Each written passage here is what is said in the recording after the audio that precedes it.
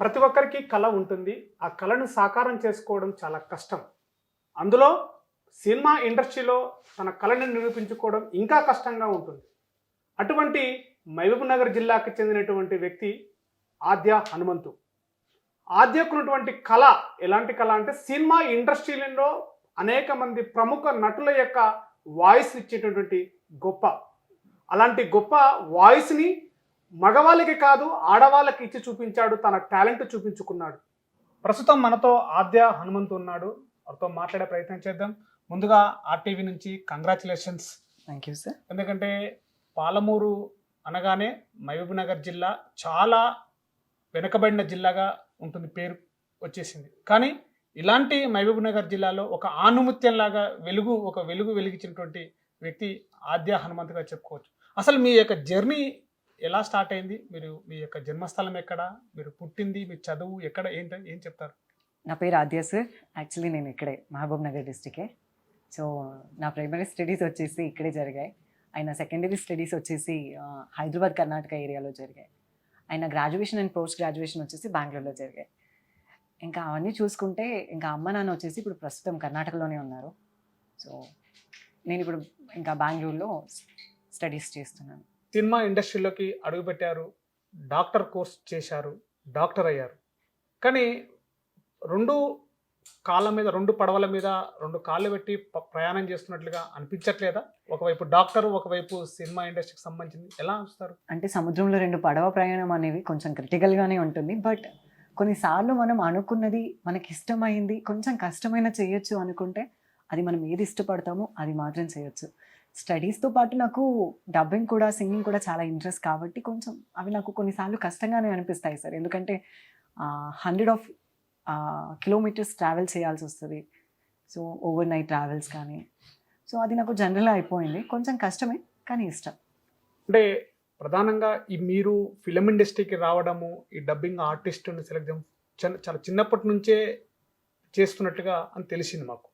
కానీ ఇక్కడ చిన్నప్పటి నుంచి చేస్తున్నప్పుడు మీ యొక్క అమ్మ నాన్న ప్రోత్సాహం ఎలా ఉండేది? ఇక్కడ వెళ్ళావు డాక్టర్గా, ఇప్పుడు ఏమో డాక్టర్ చేస్తున్నారు, చిన్నప్పటి నుంచి వద్దు ఫిలిం ఇండస్ట్రీ అంటే కానీ ఒక భయాందోళనకి గురి చేసేటువంటి సిచ్యువేషన్స్ కనబడుతున్నటువంటి పరిస్థితుల్లో ఎట్లా అమ్మ నాన్న ప్రోత్సహించారు? ఇండస్ట్రీ పరంగా చాలా వరకు అనుమానాలు, కాంట్రవర్సీస్ కానీ, కమిట్మెంట్స్ అనేవి చాలా ఉంటాయి. బట్ ఇంట్లో వాళ్ళు చెప్పేది ఏంటంటే, మేము చెప్పింది చేయి, నీకు నచ్చింది చేయని చెప్తారు. సో వాళ్ళ సపోర్ట్ ఎప్పుడూ ఒకలానే ఉంది. ఇంకా ఇండస్ట్రీ పరంగా వచ్చేస్తే కొన్నిసార్లు వాళ్ళకి ఇరిటేట్ అనిపిస్తుంది. స్టడీస్ వదిలేసి ఆ డబ్బింగ్కి వెళ్ళడం ఏంటి, ఎగ్జామ్స్ ఉన్నాయి అవి కంప్లీట్ చేసుకో అని కొన్నిసార్లు చెప్తారు. కానీ వాళ్ళ సపోర్ట్ మాత్రం యాజ్ యూజువల్ సేమ్ ఉంటుంది. సో మా అమ్మ నాన్నతో పాటు మా అక్క బావలు అండ్ మా అన్నయ్య, మా ప్రొఫెసర్స్ కానీ వాళ్ళందరూ సపోర్ట్ అలాగే ఉంటుంది. అంటే ప్రధానంగా చెప్పారు, ఇంట్లో నీకు నచ్చినటువంటి పని నువ్వు చెయ్యి అని చెప్పేసి తల్లిదండ్రుల ప్రోత్సాహం కూడా ఉంది. కానీ మొట్టమొదటిగా మీరు వాయిస్ ఇవ్వడానికి వచ్చినప్పుడు మీ వాయిస్ అనేది కేవలం సినిమాలో మీ ముఖం కనపడదు, మీకు ఎలాంటి కనపడదు, కేవలం మీ వాయిస్ మాత్రమే వెనక వినపడుతుంది. అలాంటి సందర్భంలో మొట్టమొదటిసారిగా మీరు చేసినటువంటి ఫిలింకి ఏ సినిమాకి మీరు వాయిస్ ఇచ్చారు? అప్పుడు మీ మూమెంట్ ఎలా అనిపించింది ఆ వాయిస్ విన్నప్పుడు? As the first time when I did that film, so ఆ ఫిలింని నేను థియేటర్లో చూసినప్పుడు ఐ మోర్ ఎక్సైటెడ్. ఓ ఇది నా వాయిస్ అని చెప్పుకునేలా. అంటే ఆ మూమెంట్ డిఫరెంట్ కదా. ఫస్ట్ టైంలో మన వర్క్లో ఏది ఫస్ట్ చేస్తామో, ఎంత ఎక్స్ప్రెసివ్గా చేస్తామో అది ఎన్ని ఇచ్చినా కూడా తక్కువే. సో థియేటర్లో నేను నా వాయిస్ని విన్నప్పుడు I seed that my friends ఇది నా వాయిస్ అని చాలా గట్టిగా చెప్పుకున్నాను. సిచ్యువేషన్స్ జరిగాయి. That was in Rakul Preet Singh the first movie. అది నేను థియేటర్లో చేశాం. సో తెలుగులో వచ్చేసి వెంకటాద్రి ఎక్స్ప్రెస్, కన్నడలో తిరుపతి ఎక్స్ప్రెస్కి చేశాను. సో అది చాలా ఎంతోజియం కలిగించింది. ఆల్సో రికగ్నైజేషన్ కూడా అలాగే ఉంది సార్. అంటే మొదటగా సినిమా తీశారు, మొట్టమొదటిసారిగా వాయిస్ ఇచ్చారు. ఆ వాయిస్ ఇప్పుడు మీకు ఆల్రెడీ ఫస్ట్ వాయిస్ కాబట్టి చాలా మెమరబుల్గా ఉంటుంది, గుర్తుండిపోయేటువంటి వాయిస్ ఉంటుంది. ఆ వాయిస్ మా ఆర్టీవీ ప్రేక్షకులకు కానీ ఏమైనా చెప్పగలుగుతారా? ఏమైనా వాయిస్ ఇవ్వగలుగుతారా? So when I did that film, Rakul Preet Singh, that Telugu turn, Venkatadri Express. So I did that film, that Kannada in Tirupati Express. So అది నేను ఫస్ట్ థియేటర్ ఎక్స్ప్రెస్డ్ మూవీ. అంతకుముందు నేను సీరియల్లో చెప్తుండే అవికా గౌడ్ గారిది. కానీ ఇప్పుడు నేను రకుల్ ప్రీత్ సింగ్ది చెప్తాను. ప్రార్థన, ప్రతి పైసా కౌంటింగ్ ఇక్కడ. హలో మిస్టర్ సందీప్, మీరు నాకు ఇవ్వాల్సిన డబ్బులు 62,499 రూపాయలు 22 ఇచ్చి ఫోన్ తీసుకెళ్ళమ్మా అని చెప్తుంది. So that. అండ్ ఆల్సో స్వామి వెంకటేశ్వర, నీ వల్ల నేను 10th పాస్ అయ్యాను, ఇంటర్ కూడా కంప్లీట్ చేశాను, ఇంజనీరింగ్లో పాస్ అవ్వను అనుకున్నాను, ఇప్పుడు ఏకంగా జాబ్ కూడా కొట్టేశాను, నా మొక్కులు నువ్వు తీర్చేసావు అది చెప్తాను. దాట్. మొట్టమొదటిసారిగా ఆ రకుల్ ప్రీత్ సింగ్కి హీరోయిన్కి స్టార్ హీరోయిన్కి మీరు వాయిస్ ఇచ్చారు. అసలు ఇంట్లో కుటుంబ సభ్యులు మీతో ఎలా షేర్ చేసుకున్నారు? మీ వాయిస్ని విని మీ అక్కలు, మీ బావలు, తర్వాత మీ ఓవరాల్గా మీ కుటుంబ సభ్యులు ఎలా ఫీల్ అయ్యారు? అరే ఈ వాయిస్ మా ఆద్యదేనా, అసలు ఏంటి అనేది ఏమన్నా ఆశ్చర్యపోయిన సంఘటనలు ఏమైనా ఉన్నాయా? యా సార్, చాలాసార్లు. ఎందుకంటే కొన్నిసార్లు వాళ్ళు స్టార్టింగ్లో కొంచెం వాళ్ళకి కూడా ఆశ్చర్యంగానే అనిపించింది. రాకపోతూ ఇంకా అది చాలా జనరల్ అయిపోయింది. ఓకే, నీ వాయిసే కదా, ఇది నీ వాయిసే నాకు తెలుసు అని పెద్దగా పట్టించుకునే వాళ్ళైతే కాదు. సో ఒక రియాలిటీకి వచ్చేస్తే మా బామ్మకు ఒక 80 ఏళ్ళు ఉంటాయి. ఏ సీరియల్లో ఏ సినిమాలో కూడా నా వాయిస్ వింటే టక్కన ఇంకొకని పెట్టేస్తుంది, ఇది నీ వాయిస్ అని. సో అంత అంత అంత రికగ్నైజేషన్ చాలు. ఇంకా బావలు అక్కలు అంటే వాళ్ళకి తెలుసు డబ్బింగ్ అంటే ఏంటో. ఇంకా వాళ్ళు కూడా చాలా ఎనర్జెటిక్గా సాల్వేట్ చేస్తారు. ఓకే, చాలా బాగుంది అని, చాలా బాగా చెప్పావని. ఇంకా అక్క వాళ్ళు ఇంకా కొంచెం బాగా చెప్పుంటే బాగుండేదని కూడా చెప్తారు. సో అంతకు మించి మా పెద్దక్క మా చిన్నక్క చాలా సపోర్టివ్, అంతే సపోర్టివ్, అంతే స్ట్రిక్ట్. అంటే ఓవరాల్గా మీరు ఎన్ని సినిమాలకి డబ్బింగ్ చేశారు? సహజంగా ఇన్ని చేస్తున్నప్పుడు సందర్భంలో సినిమాలకు చేస్తున్నప్పుడు అంటే జనరల్గా మెయిల్ వాయిస్ అనగానే చాలా సహజంగా చేసేస్తుంటాం. కానీ ఫీమేల్ వాయిస్ అనేది చాలా రావడం అరుదు, అందులో మెయిల్ చేయడం చాలా కష్టమైన పని. సో మీరు ఓవరాల్గా ఎన్ని సినిమాలు తీశారు? ఆ ఇచ్చేటటువంటి సందర్భంలో మీరు ఫీమేల్ వాయిస్ ఇచ్చేటప్పుడు ఎక్కడైనా సందర్భంలో మీకు చాలా ఇస్తున్నటువంటి వాయిస్తో ఎమోషన్స్తో ఉన్నటువంటి వాయిస్ నాకు ఇది బాగా నచ్చింది అనేటువంటి ఫీలింగ్స్ ఎప్పుడైనా అనిపించినాయా? డెఫినెట్గా సార్, ఎందుకు అనిపించదు? ఎందుకంటే మనం చేస్తుంది it's totally turn off an different, right? So ఒక ఫిమేల్ యాక్టర్కి మెయిల్ ఆర్టిస్ట్ డబ్బింగ్ చెప్పటం అనేది చాలా ప్రపంచంలో పబ్లిక్ మొత్తం మాట్లాడుకునే విషయమే అది. ఎందుకంటే వాళ్ళు జనరల్గా మనం చెప్పినా చెప్పకపోయినా వాళ్ళు మాట్లాడేసుకుంటారు. ఇంకా ఆ పరిధిలో అప్రాక్సిమేట్లీ నేను 187 ఫిల్మ్స్ చేశాను. సో ఇప్పుడు చేస్తున్నాను లైక్ పాన్ ఇండియన్ మూవీస్. ఇంకా first movie experience of that voice studio అంటే కొంచెం కష్టంగానే ఉంటుంది. ఎందుకంటే అంత ఎక్స్ప్రెసివ్గా అంటే వాయిస్ అమ్మాయి వాయిసే, కానీ అంత ఎక్స్ప్రెసివ్గా చెప్పలేని సిచ్యువేషన్స్ కొన్ని చాలా ఫేస్ చేశాను. చాలా సిచ్యువేషన్స్ని కూడా హ్యాండిల్ చేశాను. కొంచెం కష్టమే, అమ్మాయిలు చేసినా కూడా కష్టమే అవుతుంది అది. ఎందుకంటే అంత పర్ఫెక్ట్ ఎక్స్ప్రెషన్స్ క్యారీ చేసి చెప్పటం అనేది కొంచెం క్రిటికల్గా ఉంటుంది. బట్ కొంచెం టైం తీసుకొని చెప్పాల్సి ఉంటుంది. అంటే సాధారణంగా మీరు డాక్టర్ కోర్సు అంటే చిన్నప్పటి నుంచి కూడా మీరు ఒక ఆ వాయిస్ తోటి ఒక ఆర్టిస్ట్గా స్టార్ట్ చేశారు. అంటే ఇది ఎలా మీకు వచ్చింది అసలు? అంటే ఎక్కడన్నా చూశారా సినిమాల్లో? అంటే చిన్న చూడడం వచ్చిందా, లేకపోతే మీకు ఎట్లా వచ్చింది ఈ టాలెంట్? ఎట్లా వచ్చింది? మీ ఫ్యామిలీ బ్యాక్గ్రౌండ్లో ఎవరైనా ఉన్నారా అట్లా ఫిలిం చేయడంలో? ఎట్లా వచ్చింది మీకంటే ఏం చెప్తారు? సో స్టార్టింగ్లో ఆపర్చునిటీస్ ఎలా వచ్చాయంటే అవి కూడా చాలా జనరల్ సార్. ఎందుకంటే అవి నేను వర్క్ చేసిన తర్వాతే చూశాను, తర్వాతే తెలిసింది ఓకే డబ్బింగ్ అంటే ఇది అని. నేను స్టార్టింగ్లో కెరియర్ స్టార్ట్ చేసినప్పుడు దాని గురించి అంత అవగాహన లేదు. సో ఆ పరిధిలో వచ్చేసేసరికి చాలా మూవీస్కి చెప్పాను, చాలా ఎక్స్పీరియన్స్ అయిపోయింది. ఇప్పుడు ట్రైనర్గా కూడా చేస్తున్నాను. సో ప్రతి ఫేజ్ కొంచెం టఫ్గా ఉంటుంది, బట్ అది హ్యాండిల్ చేసే దాని మీద డిపెండ్ ఉంటుంది సార్. అంటే సినిమా ఇండస్ట్రీలో సహజంగానే పెద్ద స్టార్ హీరోస్ ఉంటారు, స్టార్స్ హీరోయిన్స్ ఉంటారు. అసలు వాళ్ళ వాయిస్ సహజంగానే వినగానే సినిమాలో చూడగానే ఎవరిచ్చారంటే నిజంగా సమంత హీరోయిన్ అంటే ఆ హీరోయిన్ వాయిస్ అనుకుంటారు, న్యాచురల్గా అనుకుంటారు పబ్లిక్ అందరూ కూడా. కానీ దాని వెనకాల వాళ్ళ వాయిస్ కాదు, ఒరిజినల్ వాయిస్ వీళ్ళది అనేటువంటి సందర్భం కూడా చాలామందికి తెలియదు.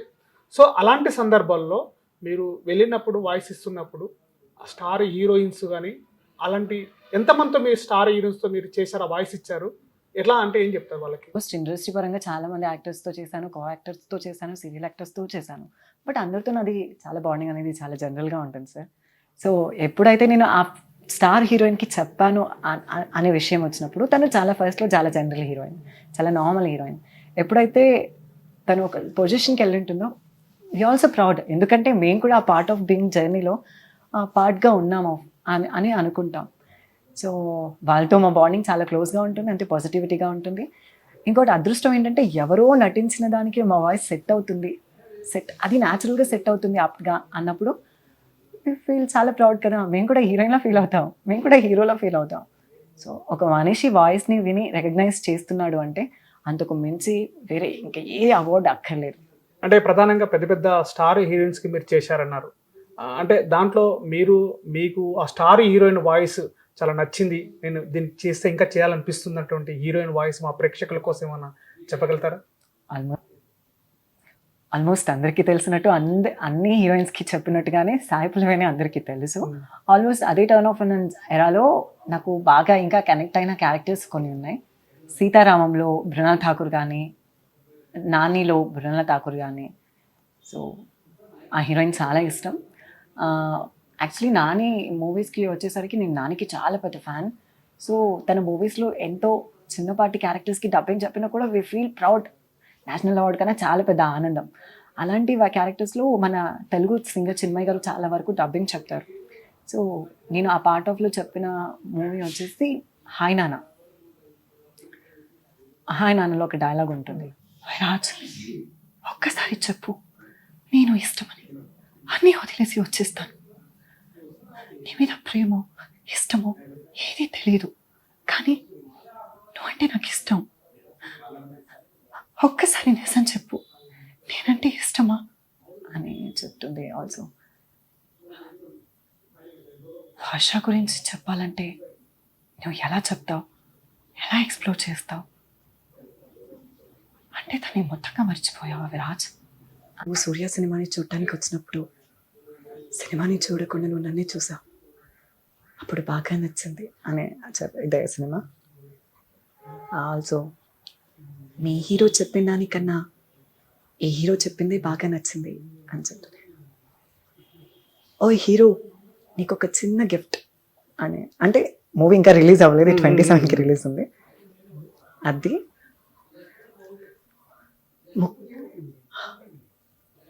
నువ్వు ఇక్కడ ఒక ఫ్యాన్ ఉన్నావని తెలియకపోయినా ఒక గుర్తింపు లేని మనిషి కోసం ఇంతలా చేస్తున్నావు, దీన్ని పిచ్చే అంటారు సాగర్ అని చెప్తూ అదే సినిమా రిలీజ్ ఉంది. సో దానికి కూడా ఒక క్వశ్చన్ మార్క్ పెట్టినట్టుగా వేయండి. ఓకే, అంటే సహజంగా ఫిలిం ఇండస్ట్రీలో మీరు చేసినటువంటి వాయిస్ ఏదైతే ఉందో ఫీమేల్ వాయిస్ చాలా చాలా చాలా సహజంగా చాలా తక్కువ మంది ఇస్తుంటారు ఫీమేల్ వాయిస్ని లేడీస్కి. కానీ ఫిలిం ఇండస్ట్రీలో ఇంత పెద్ద స్టార్ హీరోయిన్స్ మధ్యలో చేస్తున్నప్పుడు మీ వాయిస్ అక్కడ తెర మీద కనిపించినప్పుడు ఇంటికి వచ్చిన తర్వాత మీ ఫ్రెండ్స్ కానీ ఇంట్లో కుటుంబ సభ్యులు కానీ ఎప్పుడైనా మిమ్మల్ని అంటే సంథింగ్ ఆట పట్టించినటువంటి సందర్భాలు ఎవరున్నాయి? అగో ఈ వాయిస్ తోటి నిన్ను మిమిక్రీ చేసి నువ్వు ఎక్కడో ఉంటే ఈ వాయిస్ తోటి నిన్ను రప్పించడము, మీ ఫ్రెండ్స్ని అట్లా ఆట పట్టించడము, అట్లా ఏమైనా సందర్భాలు ఎవరు ఉన్నాయా?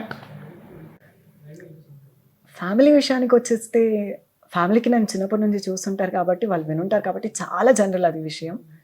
సో ఫ్రెండ్స్ అంటే ఫ్రెండ్స్కి చాలాసార్లు ప్రాంక్స్ చేయటం కానీ చాలాసార్లు ఆట పట్టించడం కానీ చేసాం. సో అంటిల్ దాంట్లో కూడా చాలా నెగిటివిటీ చాలా ఫేస్ చేసాం. అంటే వాయిస్ అమ్మాయిలా ఉంది, అమ్మాయిలా ఎందుకు మాట్లాడుతున్నావు, సో అలా ఎందుకు వినిపిస్తుంది, so hard it to irritate, don't income to in the group అని అలా చెప్పారు చాలాసార్లు. కానీ I never to receive that. దాన్ని నేను ఎప్పుడు సీరియస్గా రిసీవ్గా చేసుకోలేదు. బట్ చాలా జనరల్ థింగ్ అది, నన్ను చిన్నప్పటి నుంచి ఫేస్ చేశాను కాబట్టి అలవాటు అయిపోయింది. ఎవరు కాల్ చేసినప్పుడు ఎవరు మేడం అన్నా మ్యామ్ అన్నా అసలు పట్టించుకోను, అంటే జనరల్గా మాట్లాడేస్తాను. ఆ పర్సన్ వచ్చిన తర్వాతే అడుగుతాడు, మ్యామ్ కదా మాట్లాడారు మీరేంటి, సో లేదు మేడం లోపల ఉన్నారు అలా. మొత్తం మీద ఎన్ని సినిమాల్లో మీరు ఈ ఎన్ని భాషల్లో మీరు ఈ వాయిస్ని ఇచ్చారు? ఏ భాషలు వచ్చినట్టే మీకు దాన్ని చెప్తే ఏం చెప్తారు?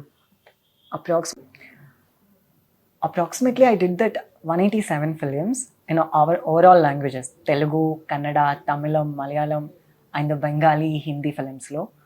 So yeah, almost any films cover అయ్యాయి అక్కడ. బెటర్ ఐ డిడ్ that అంతే చెప్పగలుగుతాను. కానీ లాంగ్వేజ్ చేంజ్ అయినంత మాత్రాన ఎమోషన్స్ చేంజ్ అవ్వవు. Hmm. దాన్ని నేను బాగా బిలీవ్ చేస్తాను.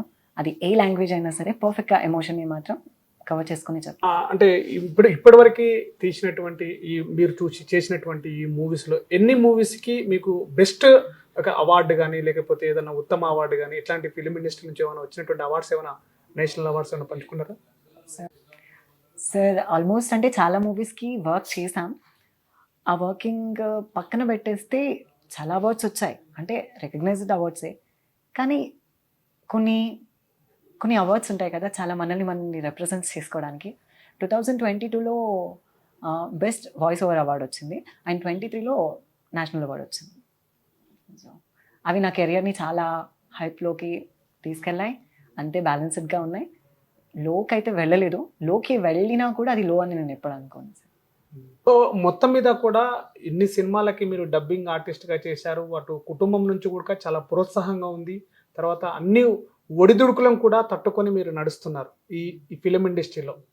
ఈ ప్రయాణంలో ఒకవైపు డాక్టర్గా ఉంటూ ఒకవైపు మీరు ఒక రకంగా చెప్పాలంటే యాక్టర్గానే మనం చెప్పుకోవచ్చు, ఎందుకంటే వాయిస్ ఇవ్వడం ఒక యాక్టరే, దాని ఒక కళ అనుకోవచ్చు. కానీ ఈ రెండింటి మధ్యలో ఇప్పటికీ ప్రజెంట్ నౌ మేము డాక్టర్ ఇష్టమా లేకపోతే యాక్టర్ ఇష్టమా అంటే ఏం చెప్తారు సమాధానం? Absolutely doctor sir. Okay, absolutely doctor sir. ఎందుకంటే చాలా కష్టపడి చదివాము, కష్టపడి చదివించారు. ఎందుకంటే నేను సైకెట్రిక్ కంప్లీట్ చేయడానికి చాలా ఫేజెస్, చాలా ప్రాబ్లమ్స్ని ఫేస్ చేశాం. ఫినాన్షియల్గా కావచ్చు, ఎమోషనల్గా కావచ్చు, బర్డెన్కి కావచ్చు, ఫ్యామిలీ మెంబర్స్, టోటలీ అది చాలా కష్టం. బట్ కొంచెం అది కష్టంగా ఉంది కాబట్టి నేను చాలా ఇష్టంగా దాన్ని రిసీవ్ చేసుకుంటాను. ఫిలిం అనేది కూడా ఒక పార్ట్ ఆఫ్, దాన్ని ఎప్పుడు నేను ప్రొఫెషనల్గా తీసుకుని ప్యాషనేట్గా మాత్రమే తీసుకుంటాను. అంటే ఇన్ని సినిమాలకి మీరు చేశారు, సహజంగానే రెమ్యునేషన్ ఉంటుంది. మీకు ఇన్ని సినిమాల్లో అత్యధికంగా రెమ్యునేషన్ ఎంత వచ్చింది, ఎలా వచ్చి ఆ రెమ్యునేషన్ గురించి ఏం చెప్తారు? సో అప్రాక్సిమేట్లీ ఇంతనే ఉండదు, depends upon the chart box in that studio. ఆ చార్ట్ బాక్స్ మీద హీరోయిన్స్ అండ్ ఫిలిం బడ్జెట్ మీద డిపెండ్ అయి ఉంటుంది. వాళ్ళు ఎంత ఇస్తారా అనేది రౌండ్ ఫిగర్ చేసుకుంటే అక్కడ కూడా బార్గెనింగ్స్ జరుగుతాయి. వచ్చాయి, ఒక బెస్ట్ వచ్చింది. ఇప్పుడు పాన్ ఇండియన్ ఫిలిమ్స్కి చేస్తున్నాను కాబట్టి ఒక 10 lakhs ప్లస్సే ఉంటుంది. ఆ కుటుంబంలో ఇంత మీకు సపోర్ట్ ఉంటున్నారు, ఏనాడైనా ఒక సందర్భంలో మీరు ఒకవైపు ఫిలిం ఇండస్ట్రీకి పోవడము, జర్నీ చేయడము, తర్వాత కుటుంబంలో ఒకవైపు డాక్టర్గా పనిచేస్తూ కుటుంబంలో అమ్మ నాన్న ఎప్పుడైనా ఎందుకు కష్టపడుతున్నావు, చాలే ఇంకా మనకు ఉంది కదా ఎందుకు అనేటువంటి సందర్భంలో వదిలేసి ఏదో ఒకటి మనం డాక్టర్గా బాగుందని ఇప్పుడున్న సందర్భంలో ఉచితంగా చెప్పినటువంటి సందర్భాలు ఏమైనా? ఉచితంగా చెప్పడం ఏంటి సార్, రోజు చెప్తారు. బట్ అవి స్టిల్ మై డాడ్ ఆల్సో ఇప్పటికీ నన్ను ఒక గర్ల్ లానే ట్రీట్ చేసి రోజుకి ఒక 20-30 సార్లు కాల్ చేస్తారు గంటకి. ఒకవేళ నేను ట్రావెల్ చేస్తున్న సిచ్యువేషన్లో గంటకి 20-30 సార్లు కాల్ చేసి చెప్తూనే ఉంటారు. కొన్నిసార్లు నేనే వస్తున్నట్టు చెప్పను, ఎందుకంటే అన్నిసార్లు కాల్స్ చేస్తారని భయం. సో ఇప్పటికీ they people treat like an baby. అంతే సపోర్టివ్గా ఉంటారు, అంతే కేర్ తీసుకుంటారు. సో ఒక రకంగా పాలమూరులో జిల్లా లోపల, మహబూబ్నగర్ జిల్లా లోపల కళాకారులకి పెట్టింది పేరు అంటే మహబూబ్నగర్ జిల్లా. కానీ అలాంటి మహబూబ్నగర్ జిల్లా నుంచి మీరు ఒక వెలుగు, ఒక కాంతి కిరణ్ లాగా వెలిగిందని చెప్పుకోవచ్చు. సో అక్కడ వెళ్ళినప్పుడు అంటే ఆ స్టూడియోకి వెళ్ళినప్పుడు కావచ్చు, అటు ఆ సందర్భాల్లో కావచ్చు, మిమ్మల్ని ఒక పాలమూరు మహబూబ్నగర్ బిడ్డగా ఎప్పుడైనా రిసీవింగ్ చేసుకోవడంలో కానీ ఎప్పుడైనా మీకు ఎలాంటి సందర్భంలో ఇలాంటి వ్యక్తులు ఉన్నారు మహబూబ్నగర్లో, ఇలాంటి ఆశా కిరణాలు ఉన్నాయని చెప్పి ఎప్పుడన్నా మీకు అనిపించిందా? ఎందుకు అనిపించదు సార్, ఆర్సీఎం రాజు సార్ ఉన్నారు అసోసియేషన్ ప్రెసిడెంట్గా. సో ఆ సార్ కూడా చాలా వరకు చాలా సీనియర్ యాజ్ అ డబ్బింగ్ ఆర్టిస్ట్గా వర్క్ చేస్తున్నారు. వాళ్ళే ఇంకా కదా రోల్ మోడల్స్ మాకందరికీ. సో మేమే ఆశ కిరణాలు, వెలుగు కిరణాలు అనుకోవడం కన్నా వాళ్ళ నుంచి మేము కాంతిని తీసుకొని వెలుగుతున్నామని చెప్పుకోవడంలో తప్పేం లేదు సార్. సో అంతే, చాలామంది ఉన్నారు మన పాలమూరు నుంచి, కానీ ఎక్కడో ఒక చిన్న లోపం వల్ల బయటికి రావట్లేదు అంతే. సో మహబూబ్నగర్ జిల్లాలో ఇలాంటి కళాకారులు ఎంతో టాలెంట్ ఉన్నప్పటికీ కూడా తన యొక్క కుటుంబ ఆర్థిక పరిస్థితుల వల్ల రాలేకపోతున్నటువంటి యువత చాలామంది ఉన్నారు కుటుంబ యువతలో. అంటే ఓవరాల్గా మహబూబ్నగర్ జిల్లా వ్యాప్తంగా ఉన్నటువంటి యువత కోసము, లేకపోతే ఇలాంటి టాలెంట్ ఉండి రాలేనటువంటి వాళ్ళకి మీరేం చెప్తారు మహబూబ్నగర్ ప్రజలకి? వలస పేరులో పెట్టిందే ప్రతిబింబం అనుకునే మన పాలమూరు జిల్లా అందరికీ తెలుసు సార్. సో అలాంటి జిల్లాలో కూడా ఎక్కడో అన్వేషిస్తే దొరికే ఆనిముత్యాలు చాలా ఉంటాయి. అలాంటి వాళ్ళకి మేము తీసుకునే స్టాండ్ ఏంటంటే RNR Nani creations and movie entertainment production house నుంచి dubbing, camera, editing and singing, music క్లాసెస్ని తీసుకున్నాం. సో ఈ మంత్ 15th స్టార్ట్ అయ్యాయి. సెకండ్ బ్యాచ్ కూడా అర్లీగానే స్టార్ట్ చేస్తాం. వాళ్ళకి ఫ్రెండ్లీ బడ్జెట్లో ఉండేలా సో ఒక ప్రైస్ పెట్టి క్లాసెస్ చెప్తాం సార్. అదే మా నుంచి చేసే చాలా పెద్ద హెల్ప్. సో చూశారు కదా ఆద్య హనుమంతు యొక్క విషయాలు. మహబూబ్ నగర్ జిల్లాలో ఇలాంటి కళాకారులు ఎంతోమంది ఉన్నటువంటి కళాకారుల జిల్లా మహబూబ్ నగర్ జిల్లా. ఎక్కడ టాలెంట్ అనేది ఎవరి సొత్తు కాదు. టాలెంట్ అనేది ఒక్కరి సొత్తు అయినప్పటికీ వేలాది లక్షల మందిని ప్రేక్షకులతో ఆకట్టుకునేటువంటి వాయిస్ ఈరోజు పాలమూరు జిల్లాకే దక్కిందని చెప్పుకోవచ్చు. ఎన్ని అడ్డంకులు వచ్చినప్పటికి కూడా, ఎంత కష్టం ఉన్నప్పటికీ కూడా ఒకవైపు డాక్టర్గా పనిచేస్తూనే మరోవైపు తనకంటూ ఒక సొంత టాలెంటు లక్షల మందికి చూపించినటువంటి వ్యక్తి ఆద్య హనుమంతు. అలాంటి ఘనత ఉన్నటువంటి వ్యక్తి ఎన్నో అవార్డులు అందుకున్నప్పటికీ కూడా పాలమూరుని మర్చిపోలేదు, మహబూబ్ నగర్ ప్రజల్ని మర్చిపోలేదు. అలాంటి ఆద్య హనుమంతు ఈరోజు ఎంతోమందికి సేవ చేయాలని చెప్పేసి కూడా ముందుకు వస్తున్నటువంటి ప్రయత్నంలో భాగంగానే మన ముందుకు ఆర్టీవీ ముందుకు వచ్చేసాడు. చరిత్ర సృష్టించినోడు ఇప్పుడు ఆ చరిత్రని తిరగరాయబోతున్నాడు. అబద్ధాల గోడల్ని బద్దలు కొట్టి నిజాలను రాగా మీ ముందుంచబోతున్నాడు. నిజమైన వార్తల కోసం వెంటనే డౌన్లోడ్ చేసుకోండి రా యాప్ని.